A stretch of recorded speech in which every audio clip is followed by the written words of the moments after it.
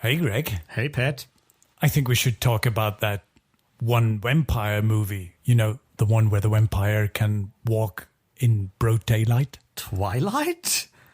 No, Blade.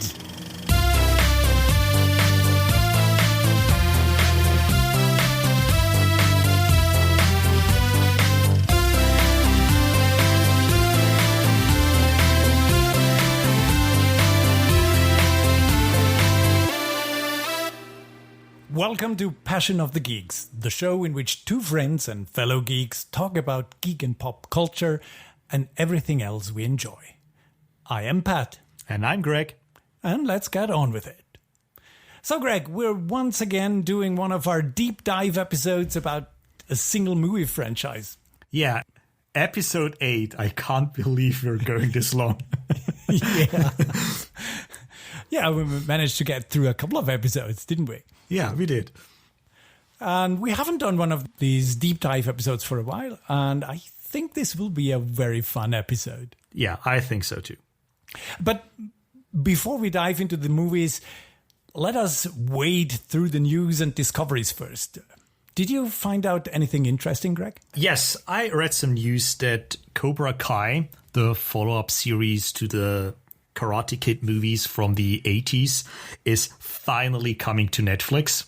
Not sure if many people know about this Cobra Kai series. It was released 2 years ago on YouTube Red, I think, which, let's be honest, is a place that nobody watches or nobody even knows about. So YouTube kind of canceled the show, and now the show is returning to Netflix. They're releasing the first 2 seasons later in August. And this fall, a 3rd season should premiere on Netflix. And I'm really looking forward to it because, yeah, I was a fan of those Karate Kid movies back when I was a kid. And it's a very interesting continuation because, yeah, I'm not sure what you know about it, but the protagonist is actually the bad guy from the first movie. And yeah, I just think that premise is quite interesting, and the show actually delivers on that interesting premise. So, yeah, looking forward to the 2 seasons on Netflix and a 3rd season later this year. At least it sounds very interesting. I remember seeing a trailer for Cobra Kai, and I was like, oh, that looks like fun. And then it was like YouTube Red. And I was, oh, okay, then not. Everyone wants to be a TV station or a streaming service now. I think there's so many streaming services out there. I think someone should do something about that and maybe bundle them into some sort of cable. I don't know. I'm sure at one point in the future there will happen something like this because, I mean, it cannot continue like this. No, it's just too much. Because I found out about another streaming service called IMDB TV. And it's a little bit different because it's actually free. This sort of paid by advertisements, which means that it's only available in the United States. And I'm not there, so I cannot use that service.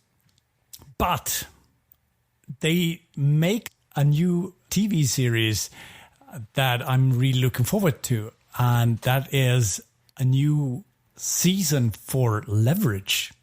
For those who don't know, Leverage is an action, comedy, crime, drama series in which each episode is basically an Ocean's 11's grade heist.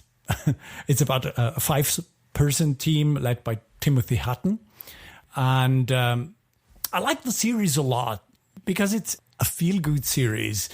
In the end of each episode, or at least most episodes, the bad guys are defeated, the good guys get out on top. And I have enjoyed an elaborate con turning out more or less perfectly. More or less perfectly. But to quote a completely different character from a completely different series, I just love it when a plan comes together. So I loved Leverage, and it ended after 5 seasons, and now IMDB TV is bringing Leverage back for a 13-episode season, and I'm really looking forward to that. It's almost a full cast. Timothy Hutton is missing. He is replaced by Noah Weil, who might be best known for his role in ER, but I have never seen ER. I know him mostly from the Librarian movies and Donnie Darko. So I'm really looking forward to that. Are you a Leverage fan? I'm looking forward to this as well because, as you mentioned it before, Leverage is basically 45 minutes heist every week. And I love heist movies. So, yeah, of course, I'm watching, I'm going to try and watch these new episodes as well. So, yeah, very excited about that. Sometimes people need to be replaced on shows like this. Maybe the reason why they went with Noah Weil is, I'm not entirely sure, but there's this show or this franchise called The Librarian. Yes, exactly. I think there is some, either the production company or some of the writers, and I think even some of the cast, there is some overlap there. So, yeah, maybe that's the reason why they went to someone like him. And I'm actually looking forward to it. And honestly, the other characters, they were strong enough as well to make up for the loss of one of the old main cast. So I think, they should be fine. I think so too. I'm really looking forward to seeing the first trailer. There is none right now, but yeah. So while I patiently wait to check out the trailer, is there something you would like to recommend might be worth checking out? Yeah, I'm still on holiday, so I have lots of time to consume lots of stuff. And just briefly, I want to mention two things today. First, a comic book I reread, Rising Stars by J. Michael Straczynski. So a couple of months ago, I finished his autobiography, and I'm catching up or rereading most of his works since then. And Rising Stars is a really cool comic book. It envisions a world where superheroes are real, nothing too new, and it kind of tries to show their lives, how they went, and how the world reacted to them. And it's very interesting to see something like this done with completely new heroes, because then you actually have no idea where the story is going. In a way, similar to, let's say, Watchmen in that respect, that you have a new set of characters that can go through very interesting trials and tribulations. And Rising Stars is just a really good example of a little bit more realistic approach how the world would react to superheroes. So I highly recommend Rising Stars by J. Michael Straczynski. And kind of on the other end of the spectrum, Umbrella Academy just dropped season 2 on Netflix. Not sure if you're familiar with Umbrella Academy, but it's basically the same. It's also about superhuman characters, but it's completely ridiculous in the sense that season 1, they had to stop the apocalypse.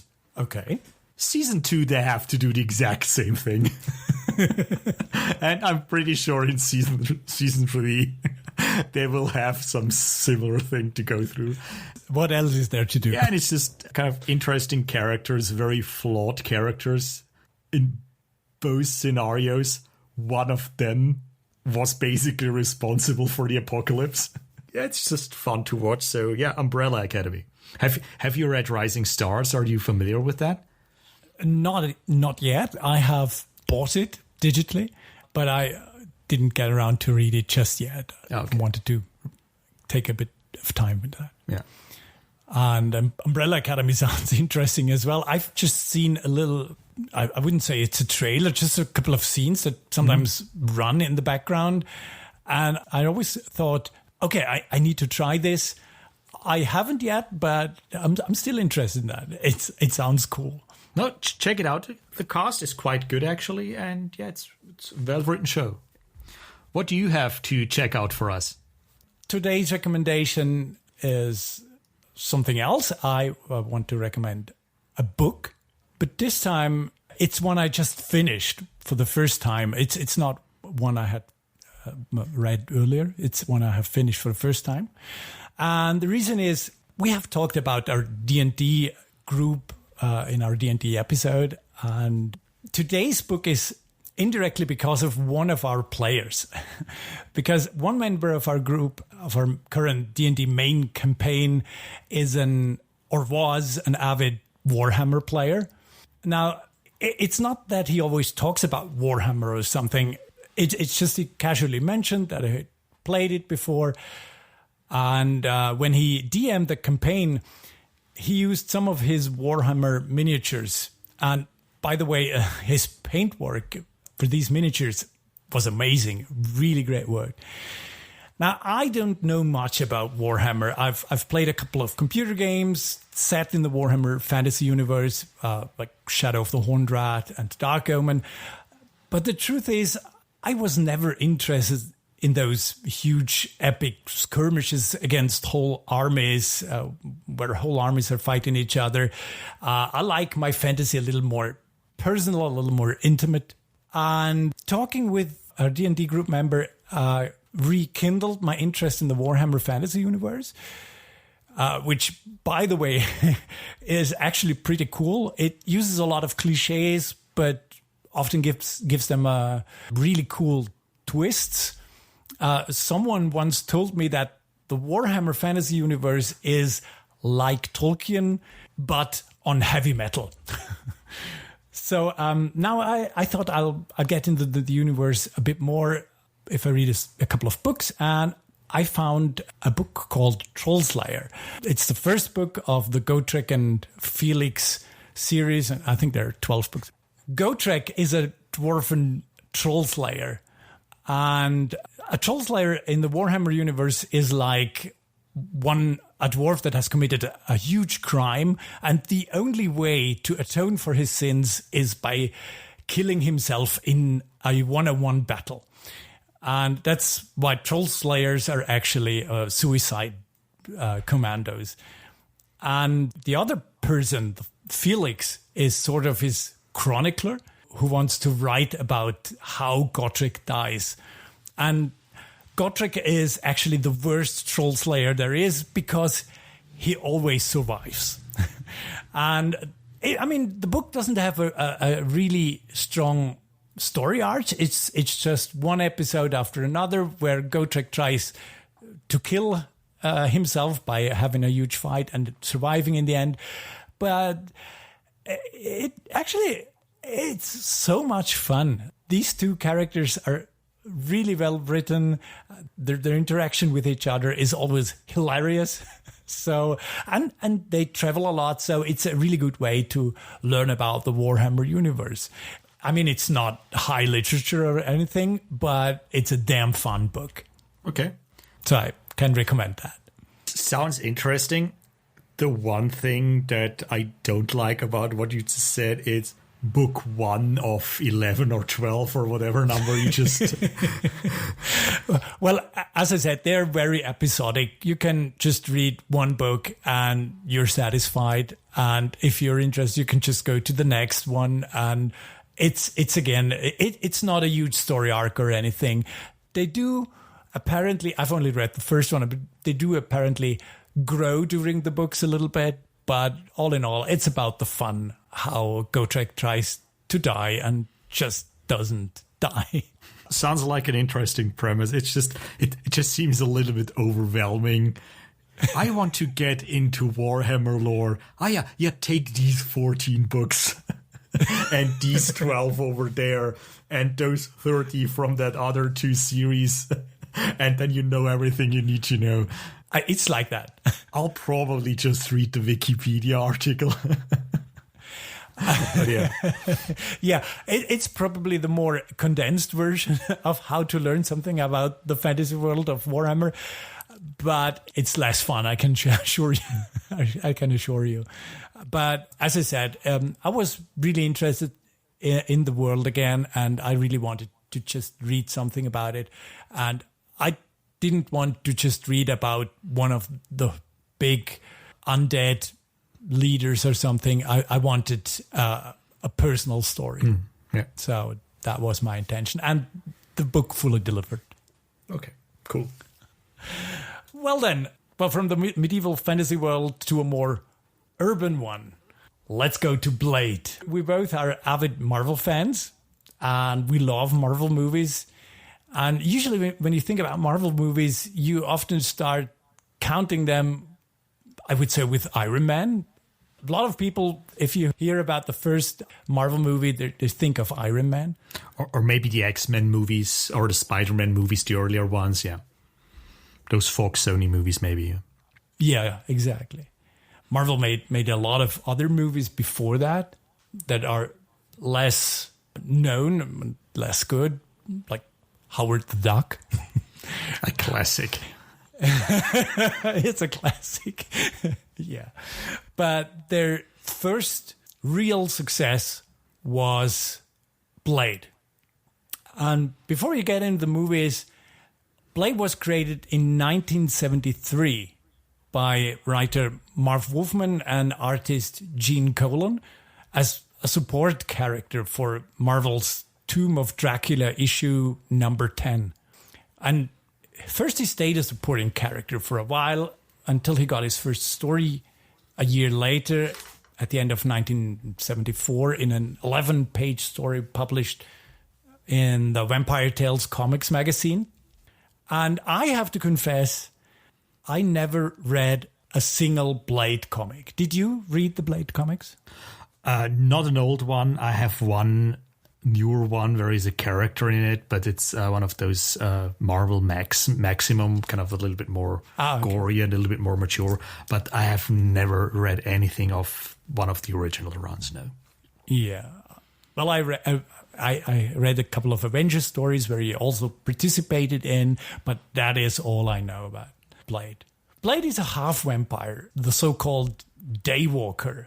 And it's sometimes quoted as he has both of the strength, but none of the weaknesses, which is not entirely true.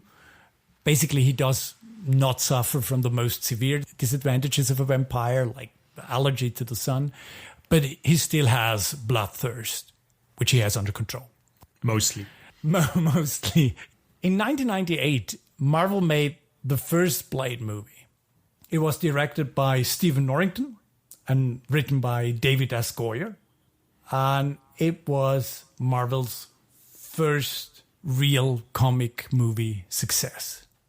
And the story is about Blade's mother is bitten by a vampire during pregnancy. She did not know that she gave her son a special gift while dying. All the good vampire attributes in combination with the best human skills. Blade grew up to be a vampire hunter for revenge on his mother's death. The vampires, who managed to infiltrate nearly every major organization, need Blade's very special blood to summon La Magra, the blood god, in order to reign over the human cattle, as they call us. That sounds so silly.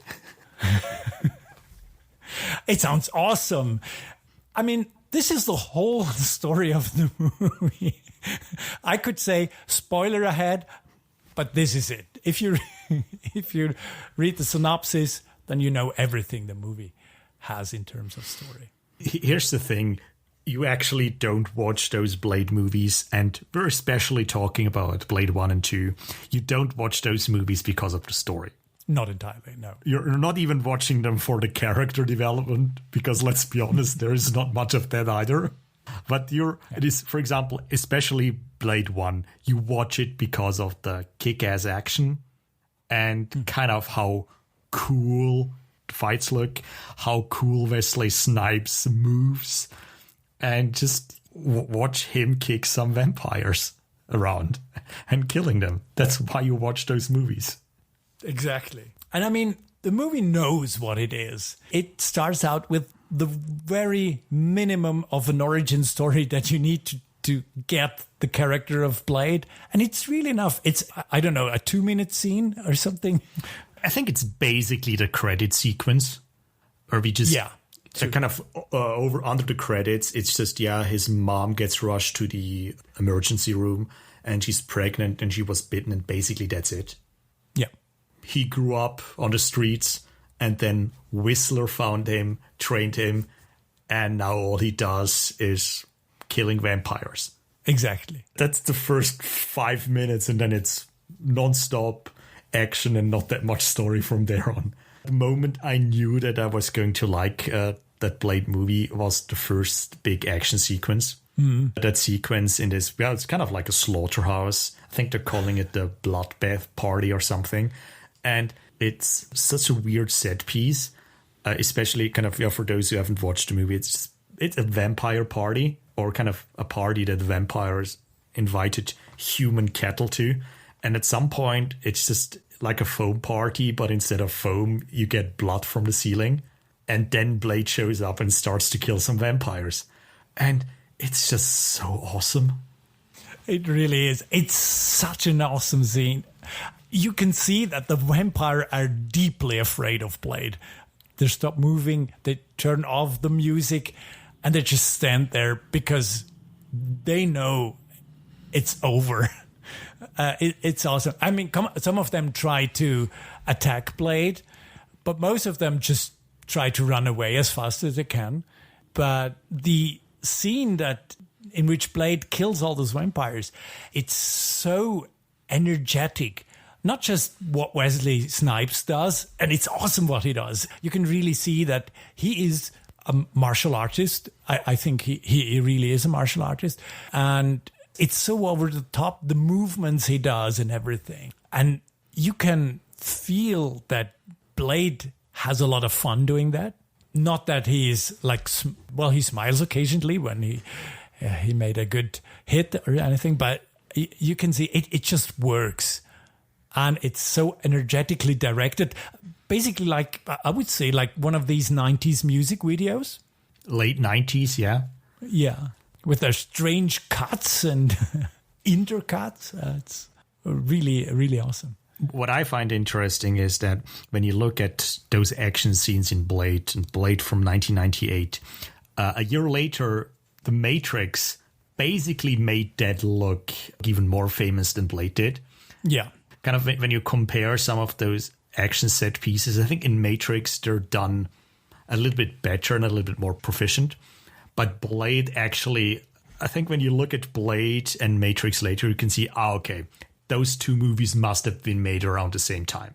Yeah. You mentioned Wesley Snipes. I think one thing that he does so great is that he has those superhero poses down.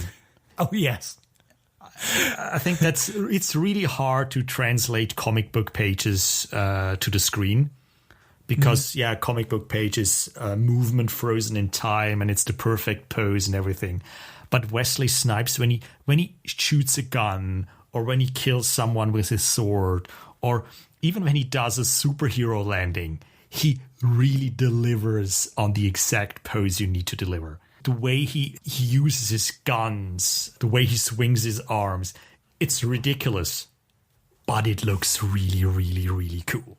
In any other movie, it would look silly. but here, it actually works. It's awesome how he manages to do this. Because some of the poses are not natural poses for a human being. but here they absolutely, Wesley Snipes nails them. Yeah. There are a few other things about Blade 1 that we definitely need to mention. Besides Blade, there are obviously some other characters. There's Whistler. Yeah. What's your opinion about Whistler? I love him. I think he's an awesome character. And he is a character that is absolutely needed for this movie. A character that brings some, well, I would say gravitas to the whole thing. Chris Christopherson plays it very well. It's awesome watching him. He's a sort of father figure for Blade. And I would say the most important human connection that the character of Blade has.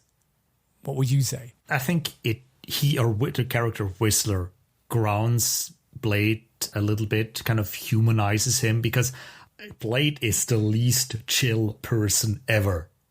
And next to him, you have Whistler, he's basically his father figure, but he's also his Q. Mm-hmm. But he's a Q who swears all the time and has all these stupid comments.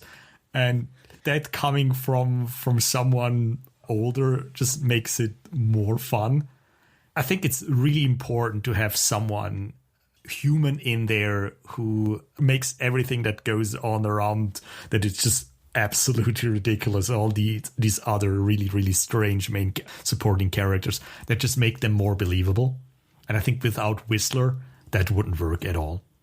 Yeah, because it's also Whistler allows Blade to remain, how should I say, this cool person of few words and stuff. And Whistler has the opportunity to explain the things, explain what's going on, and to give a sort of more emotional insight of how this war behind the scenes against vampires work, which would be bad if Blade had to tell all of this, because it would ruin his character.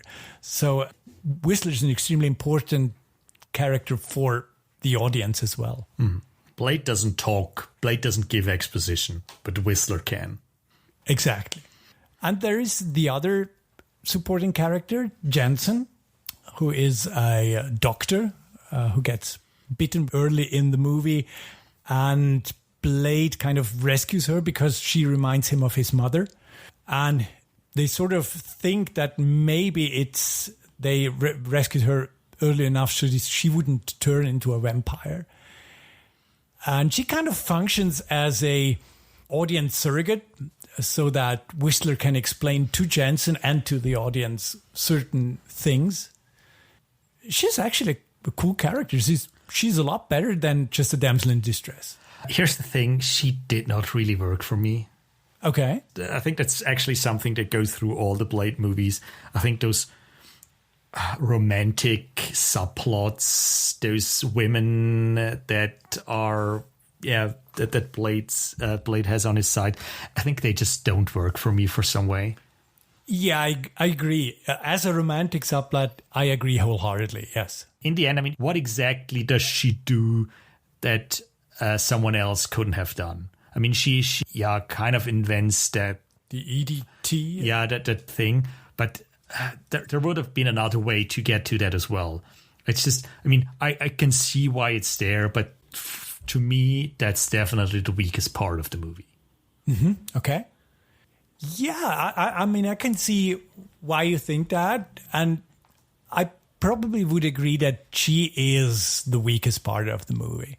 I don't think that she is bad, in my opinion. And a lot of, as I said, I think she is a very good audience surrogate. And she does a couple of, well, she is not only a damsel in distress. She has some... little bit of badassery going on. She has a cool fight scene in the end and everything. I mean, that's perfectly fine. I'm, as I said, it's okay that she's in there and she serves a purpose. It's just, for me, that's the part that, let's go on. Let's get to the next action set piece. I'm actually okay with her action set pieces. I don't think I really needed all those exposition scenes with her. Yeah. I mean, it's okay for a movie that tries to build up a franchise, I think. But you're absolutely right. The movie would have worked just as well if we didn't have that background. In my opinion, I still liked Blade more after knowing more about him. And I liked the later scene with Whistler more when he's kind of leaving the movie. Yeah. So, yeah, maybe, yeah. Yeah, but I understand completely. That was my weak point. I actually did not have any problems with the bad guys. I quite like the bad guys and kind of the way they were portrayed. Obviously, Deacon Frost is not at all like he's supposed to be from the comics. And his whole plan seems a little bit silly. But kind of the characters around him and the way he behaves with the other vampires, it's just cool and fun. So just, for example, the one scene that I just really enjoyed is, of course we're going to put on sunscreen and and just go outside. Of course we're going to do that. And I think that's just brilliant. It's a cool scene. And in my they're wearing... some UV helmets as well, but yeah. No, the truth is, I really like Deacon Frost. I think, in my opinion, it's a really cool villain. I don't care at all that he doesn't match the comics. We talked sometimes about this, that we are okay with a different medium having different things that it's concentrating on. And this is this Deacon Frost absolutely works in the context of this movie. So there's nothing wrong with that. I think I could have done with a little less blood licking. These over-the-top scenes that he always has with his vampire counterpart, that the woman. I think I could have done with a little less of those scenes. But all in all, I find Deacon Frost really great. I think it's Stephen Dorff who plays him, if I'm not written. And he does such an awesome job. It's really fun to watch him. And when I watched the first time, there is always this, I think we should talk about that later, that prophecy that we see, and kind of that the vampire in the prophecy turns into a blood cloud or something. And I was like, oh, that's too bad. They're turning Deacon Frost into this blood cloud. I don't think this will work. And then they don't. And I think that's a great idea, that they remain him as his character. So technically he turns into a blood cloud that moment when he explodes. Yeah. or he's this blood thingy inside his skin, perhaps. Because kind of, at the time the blade cuts through him. But yeah, no, I think he's a cool villain. I really like him. I mean, while we're talking about him, I mean, there are 2 or 3 things about him that are kind of worth mentioning. First of all, his sidekick, played by Donald Logue, the guy who always gets mutilated by Blade. That's so fun. He's awesome. That's so fun.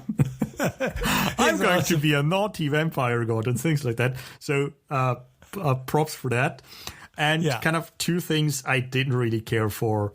Kind of one thing is, and probably that's the same thing that annoyed me a little bit with Jensen, is Deacon Frost has Blade's mother.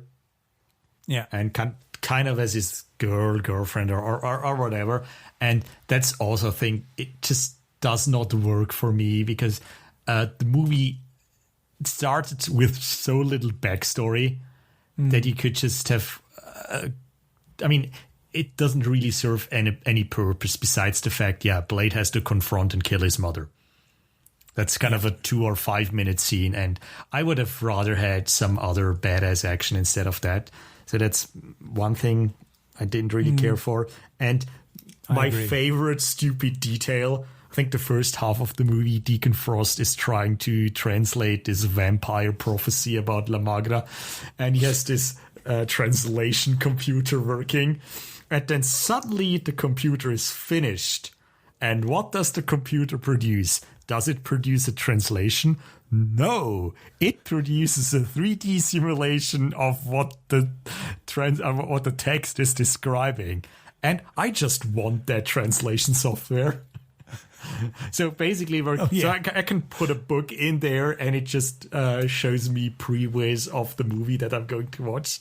Is that how that's going to work? So that's just very, very silly. That's just very silly. That's what Google's Deep Thought will be able to do in the future. Basically. No, you're completely right. I mean, it's silly a little bit. I do understand why they did it. I mean, it's for the audience, so then it can actually, they don't need to read the prophecy sort of until, you need 12 vampires. And I think they mention it later on. But the audience can actually, with a couple of pictures, see what's it about. And I think, even though it is really silly, I think it's actually a great decision. Even if it doesn't make sense. It doesn't make sense. Yeah. It just doesn't make any sense. Yeah. I agree with you about Blade's mother. I would say that is actually the weakest part of the movie for me. Yeah. Jensen is a lot better than Blade's mother. Jensen is a lot better than that, yeah. Well, while we're talking about weaknesses, let's also talk about, at least in my opinion, kind of the best moment of the movie, the best quote from any movie ever. We're trying to keep this podcast clean, so I'm going to paraphrase a little bit. Some people, and no, Wesley Snipes doesn't call vampires people, always trying to ice skate uphill. I have absolutely no idea what this means. I just think it's a great line. It's such a great line. It's the greatest line of a lot of great lines Blade actually makes. He has some awesome lines. And as I said, I'm really glad that he didn't need to spout exposition, that there are other characters for this. It's really awesome listening to Blade. Okay, let's move on to Blade 2, shall we? Yes. Blade 2 came 4 years later in 2002 and was directed by Guillermo del Toro and written by David S. Goyer again. So, now the Reapers are a new breed of vampire that feed off humans and vampires, emerge with plans to world domination, and Blade must team with the Blood Pack, an elite team of vampire warriors specifically trained to hunt him, in order to defeat this new menace. Again, a silly plot. Honestly, a lot better than the plot of the first one. Yes, that's true. It's the better plot. All in all, I think, and I may say that right now, I think that the script of part 2 in its whole is better than the script of part 1. Definitely. Wouldn't you agree? Definitely. I would definitely agree with that, yeah. And still silly. Still silly. Still silly. Still I mean, campy. It's still written by David S. Goyer, so there is a ceiling. Yeah. But I think the script and the direction by Guillermo del Toro, I think it's definitely the best Blade movie, period. Yeah. I know that a lot of people like Blade 1 more than Blade 2. I've been rewatching both of them, and I still think, personally, I think Blade 2 is the better movie. Yeah. I would totally agree with that. I think for me, Blade 1 is a really cool action movie with horror elements. Mm-hmm. And Blade 2, it was directed by Del Toro. So it's a creature feature because Guillermo del Toro just loves his creatures. Yeah. Kind of a creature feature horror movie with really cool action set pieces. I mean, basically, there is some setup in the beginning, the first half hour or so, and then it's just non-stop action. And when you look at the whole dynamic of the movie, I think the whole movie is basically just Blade and the Blood Pack trying to kill the Reapers, while the Blood Pack is also trying to kill Blade. Yeah. And Blade is kind of also trying to kill the Blood Pack as well, since basically everyone is just trying to kill each other all the time. And that's so great. And I mean, you know that the movie cannot end until everyone is dead. Kind of, yeah. I mean, you know, from the first moment that Blood Pack shows up, you just know, okay, we're going to get a scene where, what's his name? Reinhardt, yeah. Played by Ron Perlman. Ron Perlman, exactly. You just know they're going to get it at each other at some point. You just know. And you're looking forward to it. You really look forward to it. You're looking forward to it. And it's kind of that's the same with those Blood Pack characters. They're so ridiculous. But you kind of believe in the moment, yeah, of course, those are the people they would have trained to kill Blade. Those are exactly the vampires they would have used to kill Blade. Exactly. I like how each of them kind of is the cliche. So there's one cliche each one of them. There's the quiet one. There's the one who is full of himself, and so on and so forth. It's awesome. There's this one shot where everyone gets introduced, and you just instantly know who they are. Exactly. You just even if you don't remember what name they have, but you know who they are. You know who they are, and from the very moment. Yeah, and I think that's just not sure if how much of that was in the writing and how much of that is casting and directing and everything. But it's just those characters are instantly recognizable, and that's why you have so much fun with them afterwards. And that's why you enjoy it so much when Blade finally kills Ron Perlman. Because you just, oh yeah, thank you. It feels so great. Especially because he is really so full of himself. So full of himself. And when Blade kills him, it's kind of, not a big deal. I mean, for Blade. Yeah, it's just, another day on the job. Yeah. I have to admit, though, my favorite kill was when Blade killed his new assistant. Yeah, Scud. Yeah, because Scud was really annoying. I actually liked him quite a lot. I confess. I know why you think he's annoying. I can completely feel with you, but I kind of liked him. It's sort of a replacement for Whistler, just younger and less experienced. I bought it. He worked for what he needed to do. The character I just found really annoying. And when he blew up, that was especially kind of with that exchange. I was against you from the beginning. Yes, I knew. And boom, he blows up. Yeah, this double twist. First is a twist.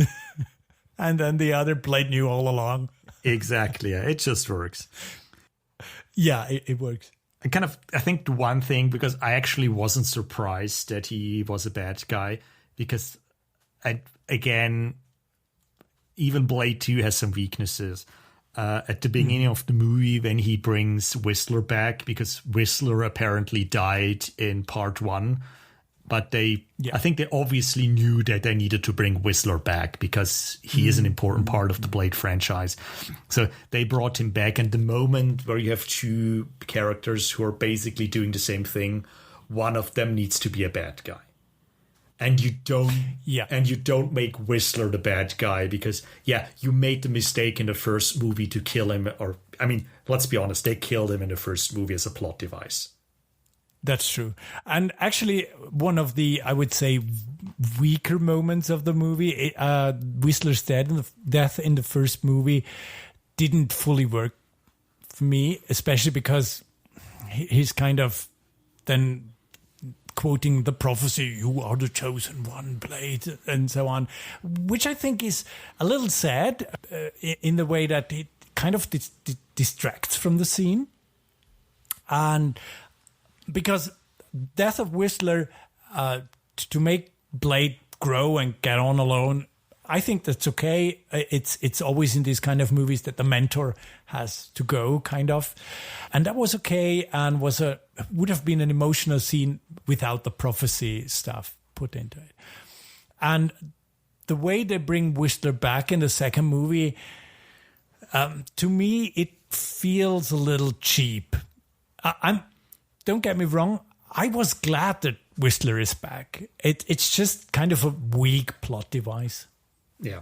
I think the problem was not that they brought him back. It's how they brought him back and that they killed him in the first one. Yeah, they shouldn't have done that. They shouldn't have done that. They probably did not know that they had a franchise, so that's why they killed the only other character who was really famous. But yeah, most likely. Not sure about that.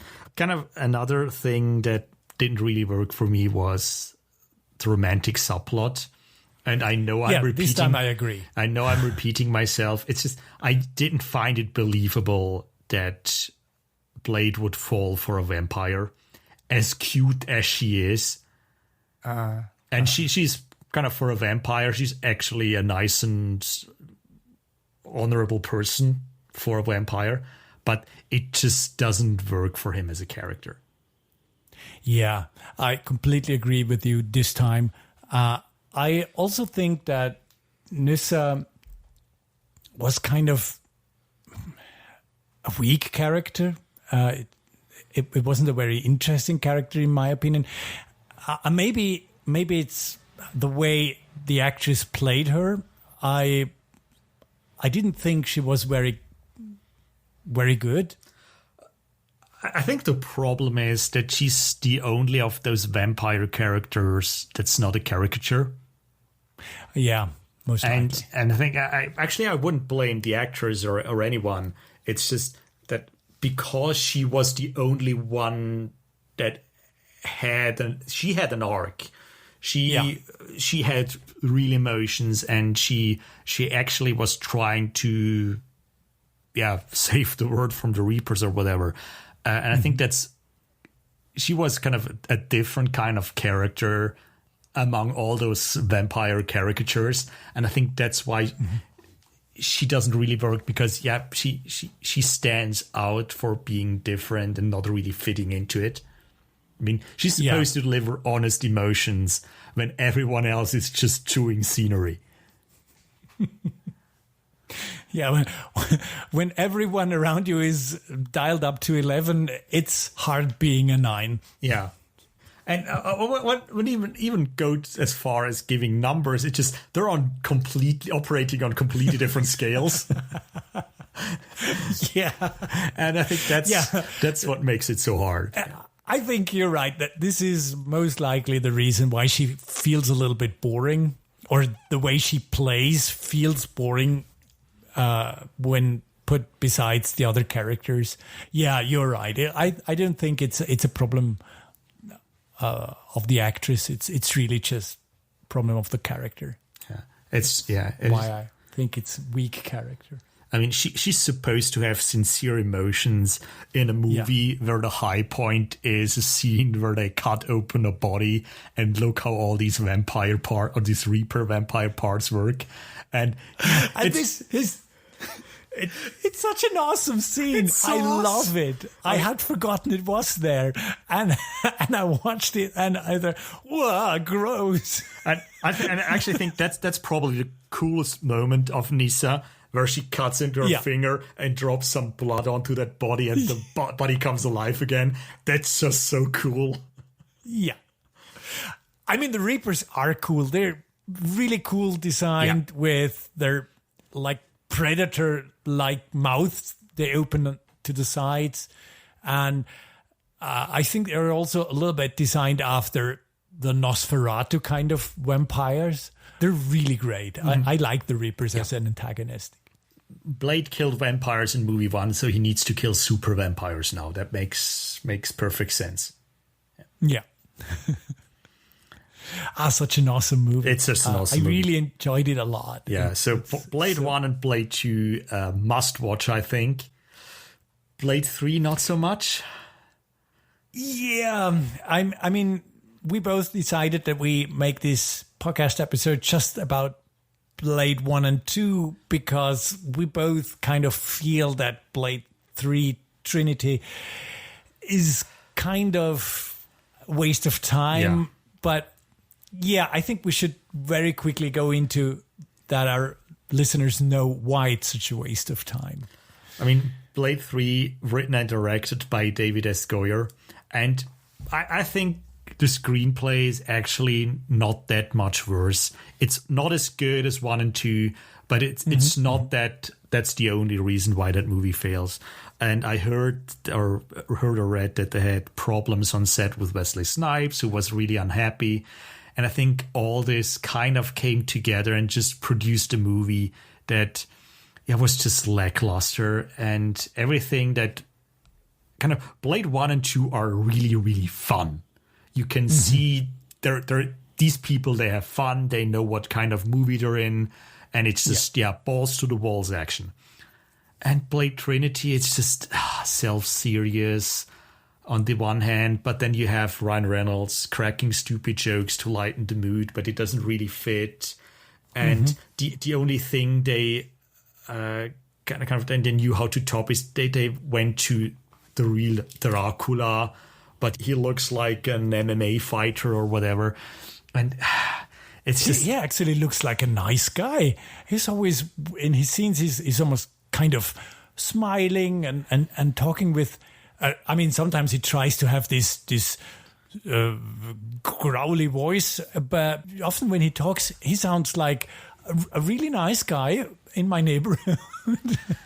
Yeah, but it's just there's so many things in that movie that just did not work for me. The one idea I actually found interesting is in the beginning of the movie, the vampires trying to frame Blade for murder.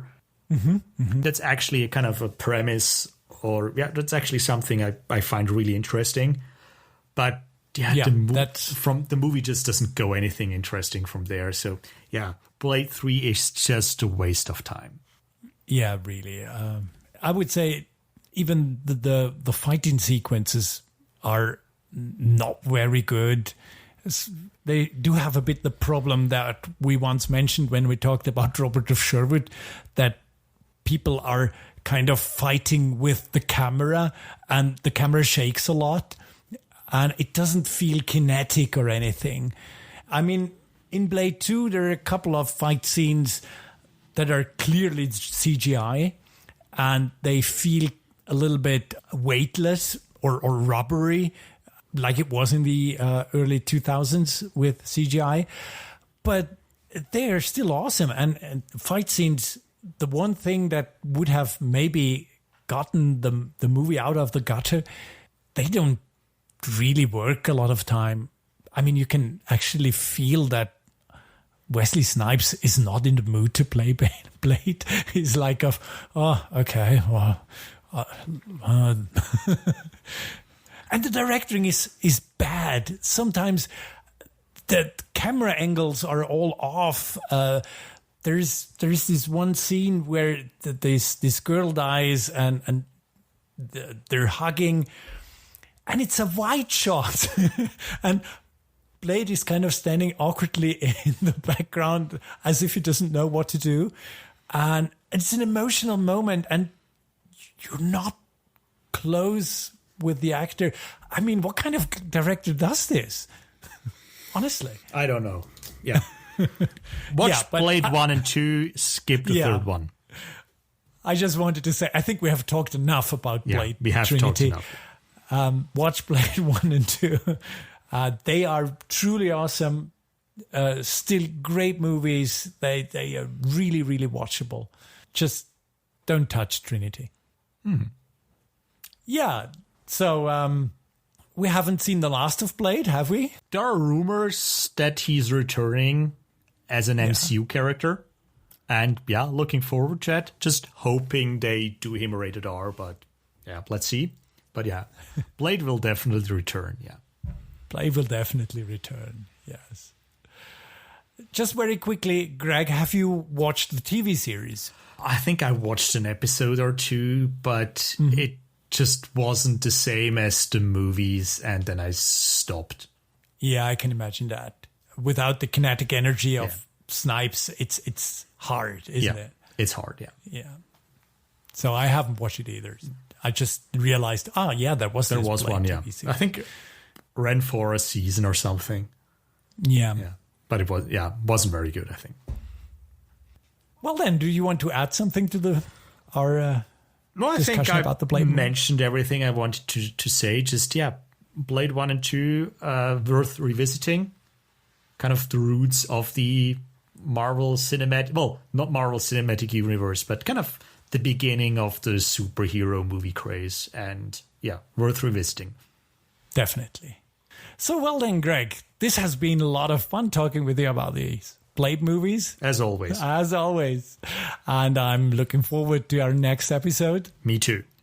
So, this is it for this week. Please like, share, and subscribe to our podcast.